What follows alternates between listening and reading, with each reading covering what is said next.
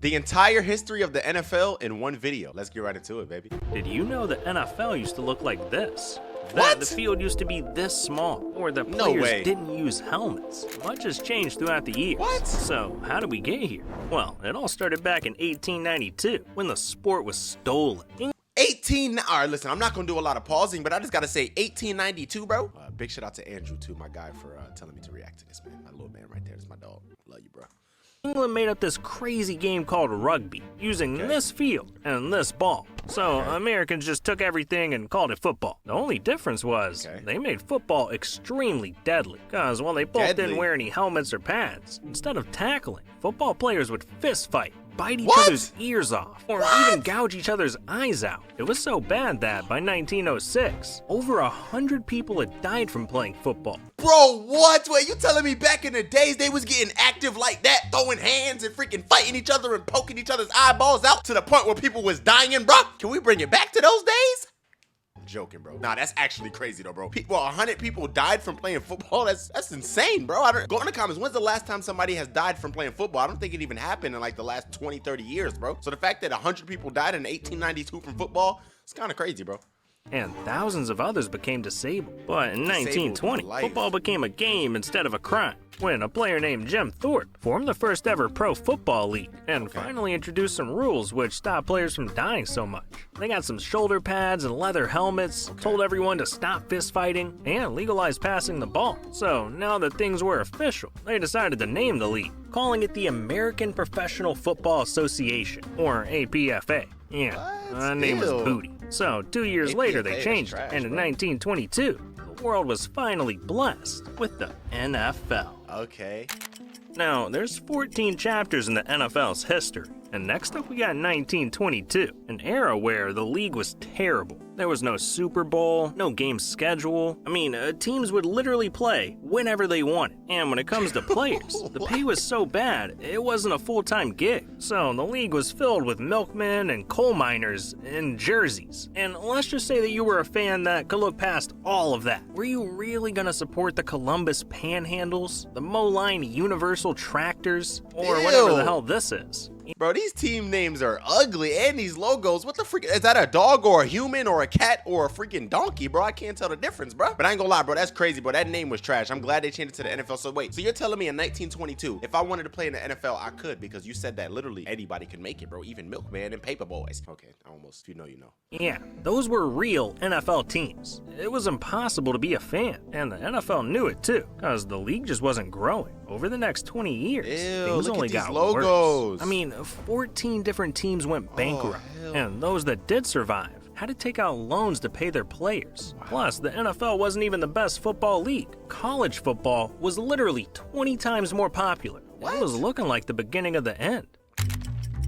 Okay, chapter 3. In 1949, the NFL came up with a genius solution, implementing 3 key changes that no other league had at the time. They added set game schedules, started televising games, and to help with reducing injuries, the NFL introduced plastic helmets. The inventor sure has faith in his helmet, so he's going to try it out himself. No way, and wait. Now watch him take it. Right on the old beam. Bro, what kind of commercial is this? Nah, I ain't gonna lie. This is the #1 commercial I've ever seen in my life. They took a guy, put him in a suit, put the damn helmet on his head, told him to lay on the ground, and let an NFL kicker kick him in the head, bro. I ain't gonna lie. Bro, that's equivalent to saying, hey, I got this new bulletproof vest, putting it on somebody, putting him in front of TV, having a gun, aiming at him and saying, listen, guys, we're gonna test this bulletproof vest. Bow! On national TV, bro. That is actually crazy, bro. No way. I gotta rewind that. That's so random. And look at the guy. Whoa. Whoa, whoa, whoa, whoa, whoa, whoa. Take a look at his hair, guys. Listen, he has a lot of hair. That's why it didn't hurt. He has a lot of padding, bro. If he was bald-headed, that definitely would have hurt. I ain't gonna lie. This is a false advertisement, bro. I'm suing. Facts. Plastic helmets. The inventor sure has faith in his helmet, for he's going to try it out himself. Look. And now watch him take it. Right on the old beam. Old Bean? Along with some new teams like the God. Colts, You kicked Browns, him and twice? 49ers. And all these changes worked because the 1958 NFL Championship had become the most watched sporting event in TV history. See, the 2 biggest teams in the league, the New York Giants and Baltimore Colts, were facing off. And after going back and forth all game, the two teams went into the first ever sudden death overtime. So everyone and their mom tuned in. I'm talking 45 million people, literally 9 times more than the year before. And after the Colts took home the W, it became forever nicknamed the greatest game ever played. Bruh.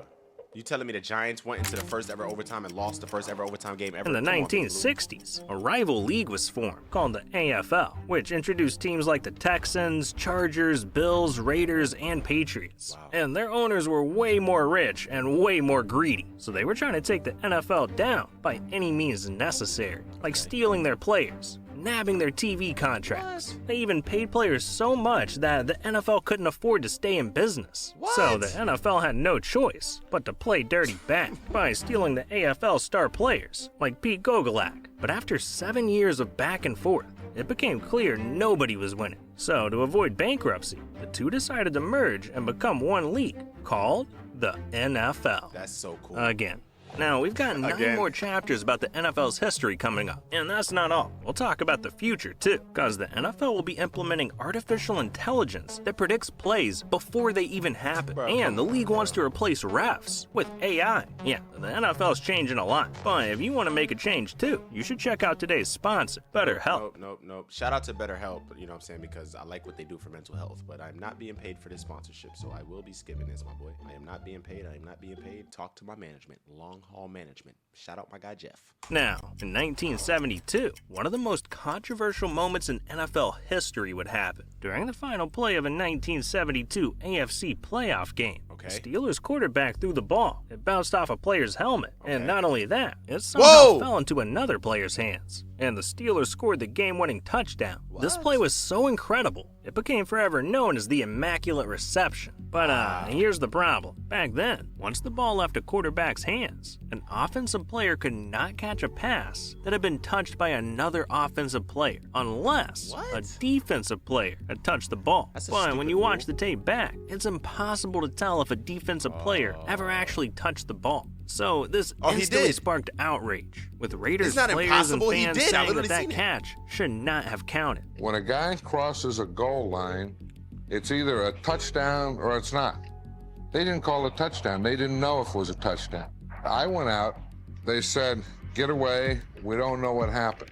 So now the referee leaves that huddle, and he goes over to the dugout on the Pittsburgh Steelers side, and he gets on the phone, and he makes a call to someone. Then he hangs up. Then he walks out into the middle of the field and says, touchdown. 5 or 10 minutes later. We were in the locker room. John came in and just said, guys, we got screwed. They call it the Immaculate Reception. I call it the Immaculate Deception. Yeah, and Yo, how you about 80 years old, bro, and you still hating, bro? Relax, bro. That happened to you like 50 million years ago, bro. It's okay, bro. They scored on you. You lost. Just accept defeat, bro. It's been 58,000 years, bro. Still being debated to this day. The rest of the decade, though, was all about domination, because the Steelers became a dynasty, winning 3 Super Bowls in 4 years, with 9 Hall of Fame players on their team. It was unthinkable, but they weren't alone, because the Dallas Cowboys won 2 Super Bowls, and were actually so good, they became known as America's team. But nobody won like the Miami Dolphins, because to this day, they're the only team in NFL history to have completed a perfect record season, going 17-0. That's it. It's over, bro. No, they're not, bro. What? The Patriots literally went 17-0 when we beat them in the Super Bowl in 2007. There's a bunch of teams that went 17-0. They're not the only team that did it. What are you talking? Yo, Rebound Football, I love your videos, bro. You know what I'm saying? I'm subscribed to you. I like the video, everything. Make sure you guys go subscribe to them. But you're wrong, bro. There's a lot of teams that went 17-0. Why are you capping, bro? Speaking of caps, bro, you know what I'm saying? My head is very hot. Do not judge my hairline when I take this hat off. I said don't judge my... Why you laughing at me, bro? I said don't judge my hairline. Back to the video, bro. Yo, Nicky! That's right, man! However, in 1980, the NFL was forced to prepare for its funeral. What? The NFL died? How do you do that? See, over the last decade, there were 3 separate plane crashes carrying sports teams, from the Marshall University football team to the University of Evansville and the United States boxing team, all resulting in the deaths of 191 people. Good evening. A chartered jet carrying the Marshall University football team home to West Virginia crashed last. Spam RIP in the comments. All I want to see is RIP. Rest in peace. That's all I want to see. Last night, as it tried to land at the Huntington airport, all 75 persons aboard were killed. It was the worst plane crash in the United States so far this year. This shook the sports world and made the NFL completely change their views on safety. So they cooked up all kinds of guidelines, like the disaster draft, where if a team suffers a tragedy, the league will host an emergency draft to replace their players. But the NFL wanted to improve safety on the field too, so they implemented stricter rules on contact to the head, neck, and face, making sure the chances of disaster were slim to none, which is exactly what the league needed. Face mask. In 1985, the 49ers drafted the greatest wide receiver of all time, a man who still holds the most receiving yards in NFL history and has the most touchdowns of all time, the one and only Jerry Rice. But he wasn't the only legend on the Niners, because he teamed up with legendary quarterback Joe Montana, and together... Oh, Joe Montana! Joe Montana! Baby! Baby! Baby! Take a look at this signed football and look who it's signed by. Joe Montana. Yes, sir. This is a signed football, bro, from Joe Montana. My dog chewed it up a little bit, but it is what it is, man. Shout out to them. Shout out Joe Montana. But yeah, bro, that's crazy, bro. They talking about it. I'm gonna hold this football for the rest of the video. Those two dominated the rest of the 80s, winning 2 Super Bowls together. These dudes were NFL stars, but by the 90s, an unlikely star would come around to steal the spotlight. Michael Jackson. Wait, was he the first ever Super Bowl? The Super Bowl was the most popular performer? thing on TV, pulling in an average 80 million viewers per year. But there was a problem. The halftime shows sucked, and they knew that if they wanted to increase their viewership, they had to get their act together, do something that would get everyone talking about the Super Bowl. So they called up the biggest star in the world, Michael Jackson. What? And he put on the performance of a lifetime, with viewership exploding to an insane 133 million. Fireworks. So wait, so Michael Jackson was the first and the Moonwalker himself ever formed the performer at centerpiece of the I didn't know highest that, bro. rated television broadcast Bro, I of love all that performance. I time. watch it all the time This on was YouTube. the moment that Bro, happened. the performance is crazy. Yo, there was, make sure you guys watch it. He literally stood, like when he came out, he stood still for like 5 minutes straight, bro. And the crowd was going, it was just, oh, I got goosebumps just thinking about it, bro. Go watch it, Time bro. shows became the must-see event of the year. I mean, people would tune in just to see the halftime show, and that's still the case to this day. Yep. OJ, uh-oh. It was June 12, 1994. Everyone was just going about their day when news broke that the ex-wife of one of the NFL's biggest stars, OJ Simpson, was stabbed to death. People were shocked and started to question if OJ had anything to do with it. But just a couple of days after the murder, every TV station was hit with a breaking news alert saying, OJ Simpson vanishes after being charged for a crime his fans never dreamed he could commit. Unbelievably, the most watched, most wondered about man in America has gone missing tonight. He apparently disappeared from under the noses of his lawyers and doctors this afternoon, dodged an arranged surrender, and vanished into the Los Angeles haze. There is nothing like this in memory. Nothing. I understand we're going to go to a... So guys, did he commit the murder or not, bro? Okay. I don't know if he did it. Police believe he is in that vehicle. Glove didn't fit. Police radio is saying that Simpson, the passenger in the car, has a gun at his head. This was insane. Like, that. just imagine a player today like Tom Brady going on the run for murder. It was unlike anything the... Why you gotta use Tom Brady as an example? That's the worst example, bro. You could have used, like, I don't know. I think there's a lot of other players that we could see doing this before Tom Brady. I mean, didn't, what's his name? Antonio Gonzalez? No. What's the guy's name? Aaron Hernandez or something like that? Come on, bro. The world had ever seen. So once word got around, over 95 million people tuned in to watch OJ speed down the LA highway as he narrowly missed hitting civilians on the road. Highway patrol. Yeah, I think I just saw OJ Simpson on the 5 freeway, and we like looked at him, you know? And he like stared us down like he was deaf. And finally, after a 45-minute chase, OJ surrendered. But the case was far from over, because as OJ went to trial, he argued that he had nothing to do with the murders, the evidence had been mishandled, and that the cops had been racist against him. But despite his pleas, all signs pointed to OJ being guilty.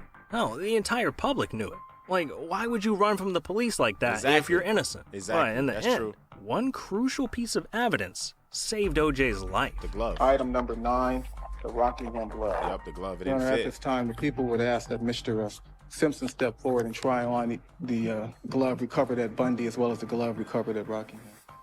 It didn't fit. I don't get it though, bro.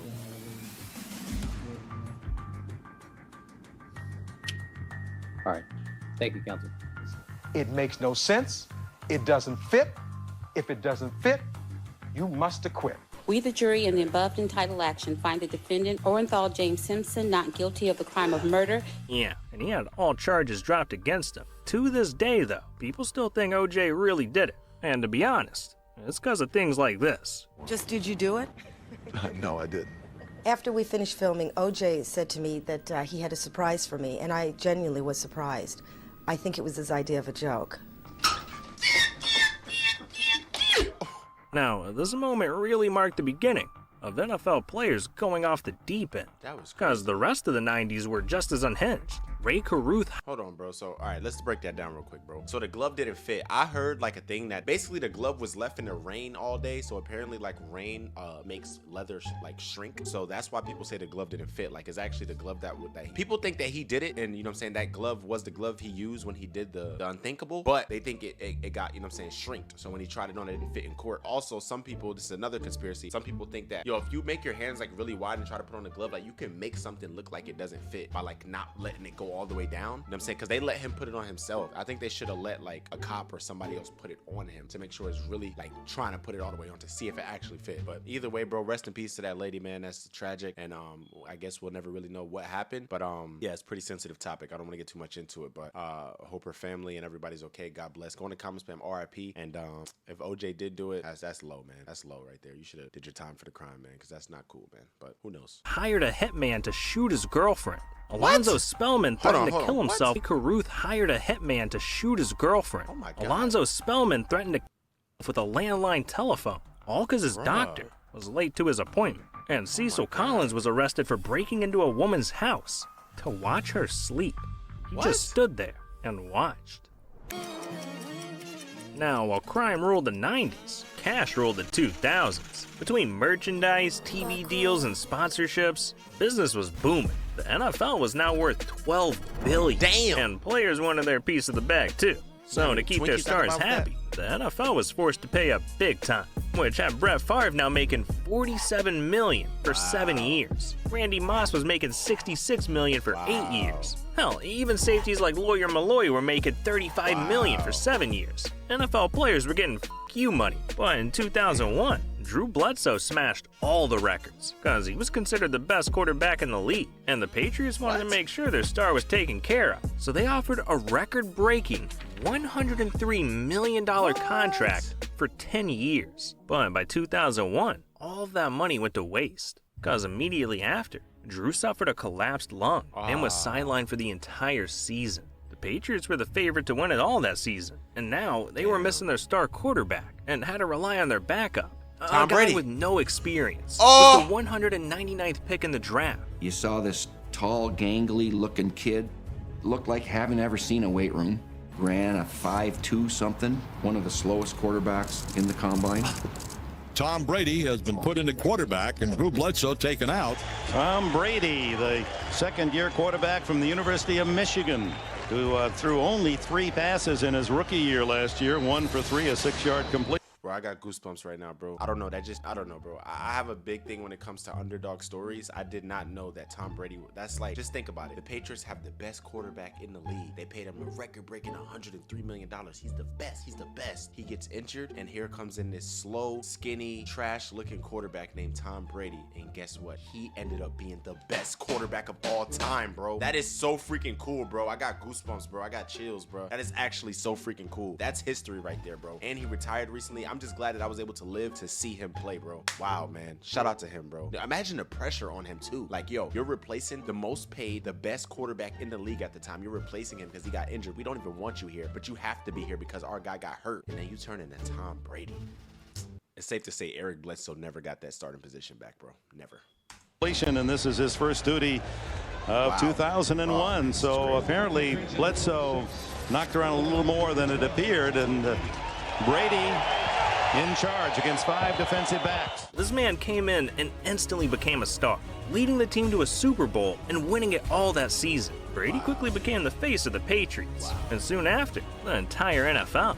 Yeah, if it wasn't for Drew's injury, Tom Brady might have never happened. Wow. Wow. Michael Vick. But by 2003, there was another quarterback who was dominating the field. A man that can move like a running back, throw bombs like Tom Brady, and had defenses dropping to their knees. I'm talking about Michael Vick. See, for the first time ever, the league saw a quarterback that could beat you with no help and could run into the end zone at any moment. Before Michael Vick, quarterbacks were mostly handing off or throwing the ball. But now you had to worry about a quarterback being a damn running back. And this style of play paved the way for future dual threats, like Lamar Jackson, Cam Newton, and Russell Wilson. At this point, don't forget RG3. Bro, like, come on, the list. RG3. Damn, why can't I think? CJ Stroud. Damn, why can't I think, bro? I'm tweaking right now. I literally can't think. But literally almost every quarterback in the league right now can run. I mean, even though, never mind. You know what I was going to say. If you know, you know. You know. Yeah. Point. The NFL was in its prime, but something happened in 2004 that scarred NFL fans for life. Damn, why'd he jump to the TV like that?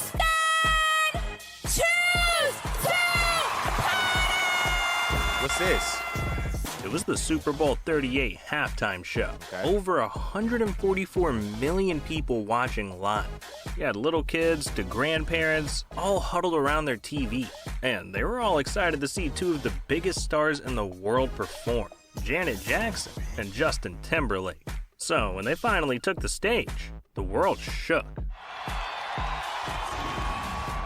But during the final minutes of their epic performance, Justin was supposed to rip off a part of Janet's costume to reveal another layer of her outfit. But instead, she had a wardrobe malfunction.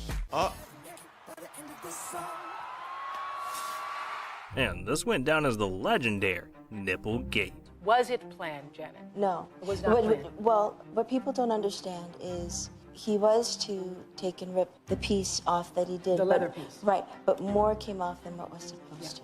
Now, over the next 3 years, I ain't gonna lie. only exciting I never got to watch that Super Bowl, but I wish I did. thing that happened was Peyton Manning having his glow-up, winning his second MVP, and taking home his first ring. And also, the NFL decided to ban touchdown celebrations. One of the dumbest decisions the NFL's ever made. But in 2007, shit really hit the fan, because an entire team's reputation was ruined.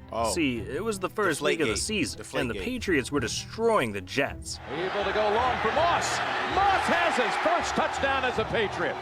It seemed like the Patriots somehow knew every one of the Jets' moves. And that's because they did. Because it turned out they were spying on the Jets, using hidden cameras. And when the NFL launched an investigation, they found out the Pats had been creeping on not only the Jets, but the entire league for almost 8 years. Yeah, New England was a bunch of damn cheaters. So the NFL fined their ass $250 grand and made them give up their 2008 first-round pick. But despite getting caught and having a target on their back, nothing could stop the Patriots. Because that same season, they went on to dominate the league. I mean, they managed to put together the greatest team the NFL had ever seen. They had guys like Randy Moss, Lawrence Maroney, Vince Wilfork, and Sammy Morris all teamed up with Tom Brady. If they're cheaters, how could we call them great? How could we call Tom Brady great if they are known for cheating? Or Bill Belichick? They cheated for 8 years. What the hell? Am I tripping, bro? I don't know, bro. I think that title should be stripped if that's the case, bro. And together, they went 16-0. Yeah, but then they all lost to us. All they had to do was win the Super Bowl. And they lost to would have us. Completed a perfect Big season. Blue. So going into the big game, it seemed like a lock for the Patriots. And with a minute left, with the Patriots up, it looked like they were going to go undefeated until the Giants made the greatest catch in NFL history. Helmet catch. Pressure from Thomas off the edge. Eli Manning stays on his feet, airs it out down the field. It is caught by Tyree. Oh my God. This ball's thrown and Tyree just goes up for it like a basketball player. Harrison trying to knock it down. The greatest team in NFL history. I don't know how he got out of there. I thought he was on the ground and then he came out of the pile. The fact that, bro, he almost got sacked and he could not go down, bro. Just look at that play, bro. Look at it. It's crazy. Then we do this right here. Lobs it. Burris alone. Touchdown, New York. Bye-bye, New England. The Giants have won the Super Bowl. But for Brady and the Patriots, this was the worst moment of their lives. Keep in mind, though, he was only 30 years old, so he knew he would return next year better than ever. Well, that is if he wasn't killed. What? Because in 2009, the Saints were caught trying to kill quarterbacks. What? See, after the playoffs, the Vikings filed a complaint to the NFL, accusing the Saints of purposely trying to injure them. So the league launched an investigation into the Saints and discovered something sinister. Today, our partners at Yahoo Sports uncovered a recording, and on it, a New Orleans coach graphically telling players to inflict injuries in a big playoff game. Got a tie at the top. Got a lot of guys up at the top. Kill the hit, the body will die. Kill the hit, the body will die. We've got to do everything in the world to make sure we kill Frank Gore's hit. We want him running sideways. We want his head sideways. The Saints were giving players bonuses for tearing ACLs, hitting guys with existing injuries, and even paying them $35 grand to try and permanently injure the Vikings quarterback. But in the end, the Saints got hit the hardest, because 4 of their players were suspended for a total of 31 games, and 2 of their coaches were suspended for the entire season.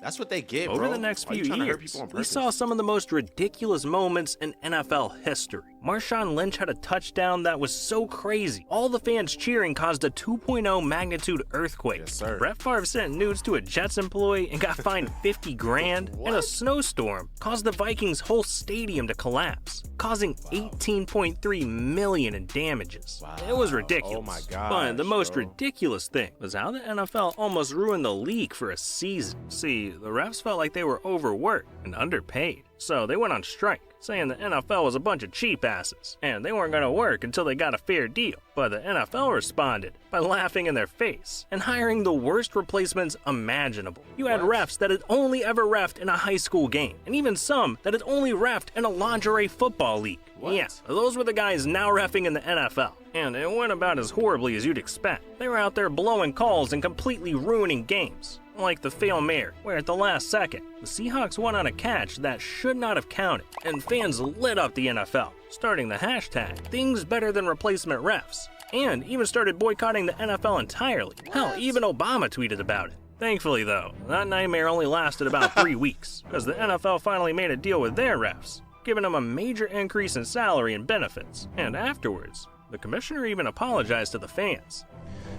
Starting with our fans, and we're sorry to have to bring our fans through that. We're sorry to bring the general public through that.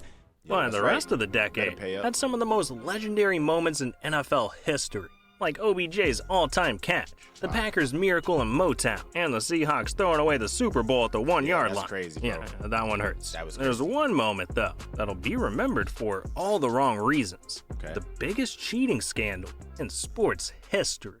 See, during the 2015 playoffs, the New England Patriots were taking on the Colts when Tom Brady threw a pass that got intercepted. But instead of celebrating, the Colts were pissed because the football felt deflated. So they took the ball over to the sideline and showed the ref. See, I'm curious about this because I remember being a kid and hearing about this whole Deflategate cheating Patriots thing, but I never actually heard about it. I haven't, as an adult, checked it out, you know what I'm saying, with a rational brain. So let me actually see what happened next shocked the entire football world. Okay, it's the latest NFL scandal, and it's dominating the airwaves. Deflategate. Deflategate. Deflategate. From the morning shows to talk radio, instead of talking about the Super Bowl, all eyes are on the ball. This ball. The NFL found that 11 of the Pats' 12 balls were illegally underinflated, and the Pats immediately got put on blast, getting called cheaters again by angry fans, and having every sports show on TV trash their name. They were even accusing Tom Brady of being the ringleader, because, well, he was the one throwing the balls. And the NFL found some pretty sus texts between Brady and a couple of Patriots employees, talking about air pumps and needles. Wait, Tom sucks. I'm going to make that next ball look like a balloon. I checked some of this morning. The rest, that's a few teams. We're almost at 16. Tom 16, not to wait till next time. Just bad. I'm going to give you your needle this week. Tom, make sure the pump is attached to the needle.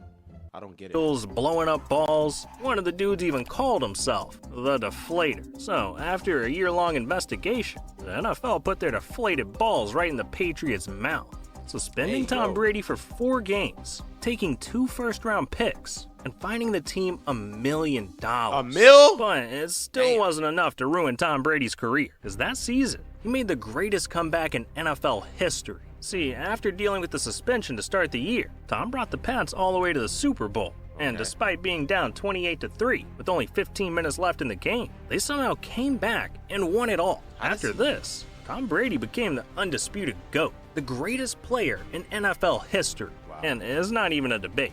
Now, it's just crazy how, like, when he gets, like, accused of things, he just comes back and wins the next year, and then people forget about it, and then he's the GOAT again. That just shows how the world works, bro. It's literally, bro. All you gotta do is put up the numbers, bro, and people love you again, bro. It's pretty crazy.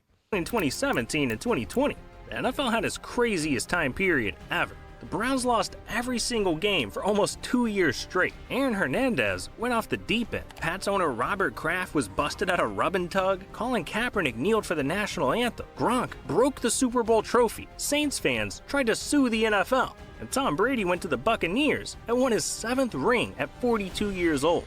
Yeah, things got pretty ridiculous. But now, we gotta talk about the most ridiculous player in NFL history. A dude that's known for jumping into goalposts, nuts first, twerking after touchdowns, and even arriving to practice in a hot air balloon. I'm talking about Antonio Brown. And in 2022, the NFL saw him lose his damn mind, because he literally retired in the middle of a game. Odd situation. Antonio Brown boiled over, very upset on the sideline, took off his shoulder pads. Mike Evans, OJ Howard trying to convince him to... Hey, I got nothing negative to say about AB, man. You know what I'm saying? You just never know what someone's going through, bro. Hopefully he's all right. Big shout out to his son, Otto, too, man. You know what I'm saying? He's actually a supporter of mine, which is pretty cool, bro. So shout out to him. We're supposed to link him in Orlando when I was just out there on the weekend, but we'll link soon. But crazy, bro. Keep them on.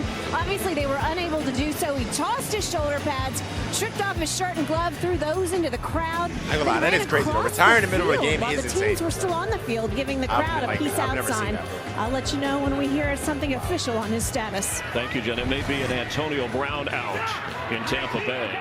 Yeah, that was actually the last time we ever saw AB in the NFL. And since then, the game has had some huge changes. Tom Brady retired, the Raiders moved to Las Vegas, and stars like Patrick Mahomes are earning bags we've never seen, making a ridiculous $503 million for a 10-year contract.